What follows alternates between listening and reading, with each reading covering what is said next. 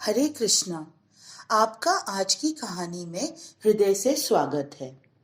तुकाराम हर समय कृष्ण भक्ति में लीन रहते थे, भजन गाते रहते थे। उनकी पत्नी परेशान होकर कई बार बोलती थी, क्या इस तरह भगवान अपनी आंखें खोल देंगे? क्या हमारी दरिद्रता हर लेंगे? तुकाराम सिर्फ भजन करते रहते थे, किसी जाति के लोगों को ऊंचा या नीचा नहीं समझते थे। इसी कारण ऊंची जाति के लोग उनसे सहमत नहीं थे। उनकी पत्नी स्वयं परेशान रहती थी। एक दिन कमलाबाई, उनकी पत्नी ने अपनी साड़ी धोकर सुखाई ताकि थोड़ी देर बाद वो वही साड़ी पहनकर मंदिर जाए। गरीबी के कारण अनेक कपड़े नहीं थे। बाहर तुकाराम बैठे भजन सुना रहे थे। अनेकों लोग बैठे थे और उनके भजन सुन रहे थे। वहीं एक महिला सबसे पीछे बैठी थी, फटी हुई साड़ी, गरीब सी। वो महिला भजन बड़े भाव से सुन रही थी। तुकाराम की पत्नी बाहर आकर कहती है, हे भगवान, ये आदमी नहीं मानेगा, कुछ कमाने वाला नहीं है, बस किसी भी जाति के लोगों को भजन सुनाना है और यही इसका काम है।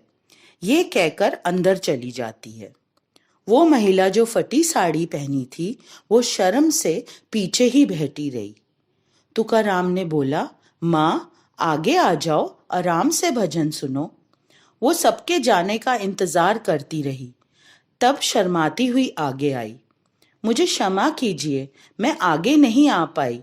मेरी फटी साड़ी के कारण लोग मेरी हंसी उड़ाते, इसलिए मैं पीछे बैठकर आपके मधुर भजन सुन रही थी। तुकाराम बोले, माँ आपके पास दूसरी साड़ी नहीं है क्या? महिला बोली, मेरे पति बहुत दानी हैं, वो मेरी सारी साड़ियाँ सबको दान में दे देते हैं, जिनको जरूरत हो। बचपन में भी वो यही करते थे, साड़ी चुराते थे और मांगने पर ही उन्हें देते थे। तुकाराम ये सुन अपने घर के अंदर गए और अपनी पत्नी की साड़ी जो सूखी हुई थी वो लाकर उस महिला को दे दी और कहा, माँ आप ये पहन लो। क्या तुम्हारी पत्नी नाराज नहीं होगी? वो बोली। माँ वो तो नाराज ही रहती है, आप ये ले लो, उसके पास और एक साड़ी है, वो पहन लेगी। थोड़ी देर में कमलाबाई आई और बोली, मेरी साड़ी कहाँ है?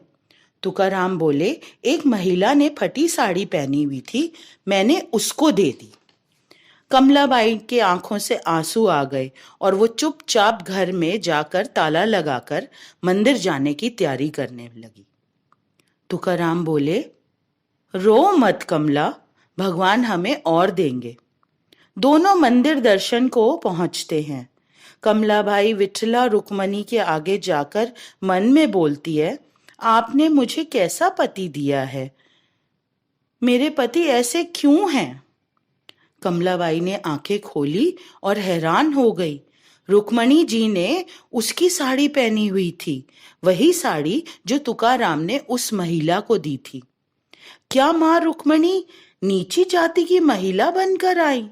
माँ मुझे क्षमा कर दीजिए, मैंने अपने पति की महिमा नहीं जानी और बिना जाने ही उनको भला बुरा कहा, गरीबी से परेशान हुई।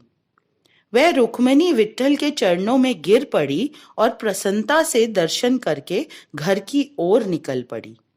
जय विठ्ठला, जय विठ्ठला, जय जय विठ्ठला, पांडुरंगा विठ्ठला।